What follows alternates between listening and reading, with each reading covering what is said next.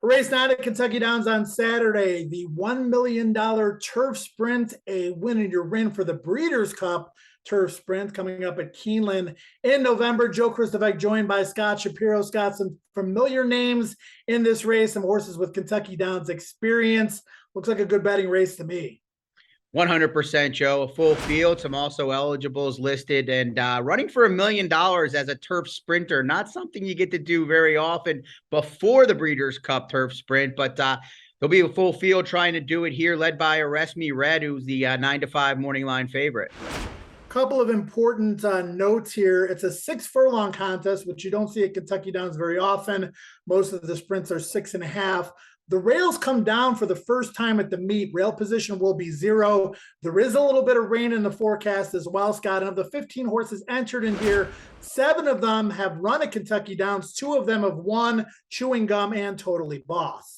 Question for you. You follow Kentucky Downs regularly and have for years. With the rails coming down, I noticed, at least on opening day, that inside speed was pretty good. It was tough to get by.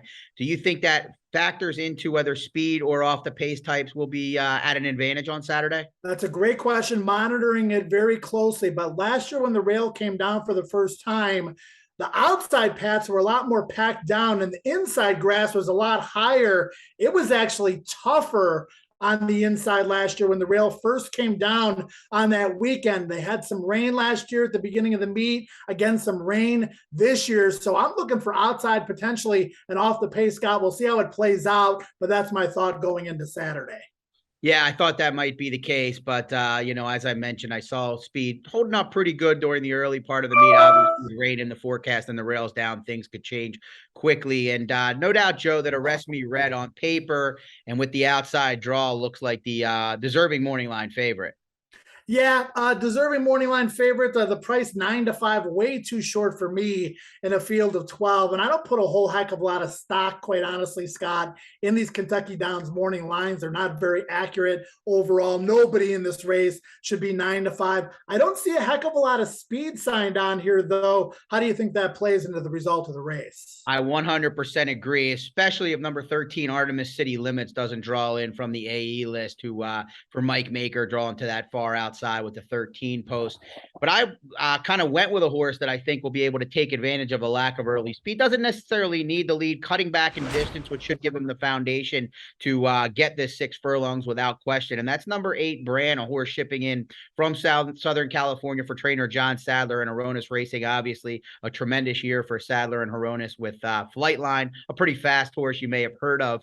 But Brand comes in off a 3rd place effort in the Wicker, which is a $100,000 1 mile event, which is a 2-turn race at Del Mar, but has run well at the 6.5 furlong distance at Santa Anita, which to me is the closest thing we have here in the States to the Kentucky Downs course. Some undulation, some not straight, a 1-turn configuration, but not a normal turf course like we think of here in the States. So I thought Brand should get the right trip, could be on the lead, could be just off the pace under Vincent Chamino, and coming out of that 2-turn race, I like the foundation.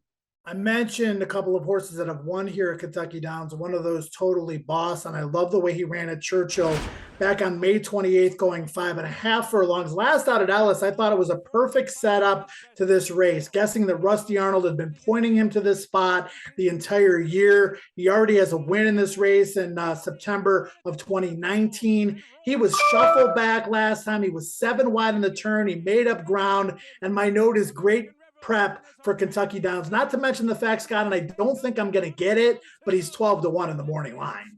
Right. 12-1 might be a little bit wishful thinking, as I think it's clear, like you said, which is a great point, that it was a clear setup or prep for this race.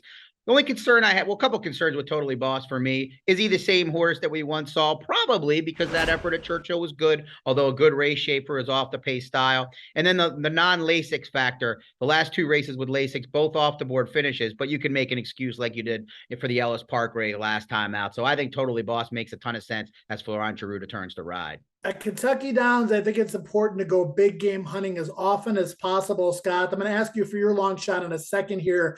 I like Necker Island as a long shot. This horse has only run twice on the turf, did run at Kentucky Downs last year, but that was a 2-turn race. This is a sprinter who's going to love the elongated 6 furlong distance.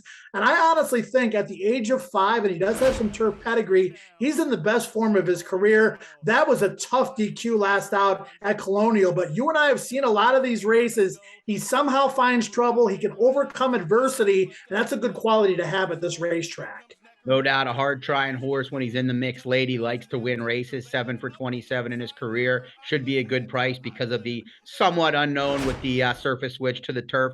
I thought number 4 Charcoal was a little bit interesting as a long shot in here. Had a trouble trip in the turf sprint, the same race, Totally Boss exits on August 7th. Nowhere to go in the lane. Ended up still finding a way to run second. A little bit of concern whether the 6 furlongs at Kentucky Downs will be to his liking, but he's a 6-year-old gelding that'll be at least 20 to 1, I would think, based on the morning line and the connection. So I'm going to use Charcoal underneath, Joe. Great start to the 14% takeout, all graded stakes, 50-cent late pick 4 begins right here in the turf sprint, $1 million race going 6 furlongs with the rails down at Kentucky Downs. Good luck.